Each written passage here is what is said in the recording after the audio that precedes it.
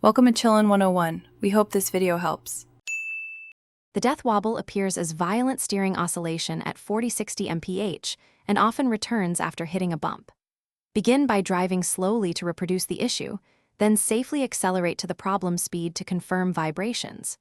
Start by checking wheel lug torque at 130 ft-lb and wheel balance, then inspect tire wear and pressure at 32 psi.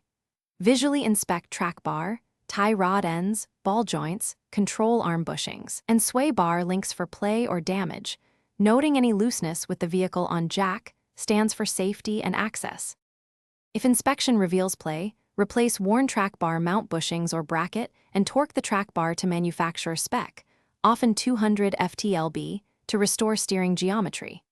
Replace tie rod ends and drag link if any play is present. Tighten castle nuts and torque to 75-100 ft-lb and secure cotter pins. Inspect shocks and steering damper. Replace with quality dampers, tightening fasteners to spec to eliminate free play. Recheck control arm bushings and sway bar links, replacing any components with visible tears or more than 1/4 inch of movement. After replacing worn components, perform a wheel alignment and set toe and camber to spec. Then road test between 40-60 mph for confirmation of fix. Check lug torque again at 130 ft-lb and ensure tire pressures at 32 psi before final test driving to avoid false positives.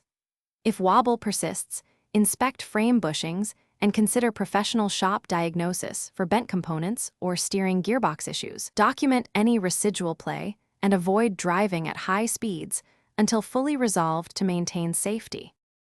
Thanks for watching. Consider subscribing if we helped you.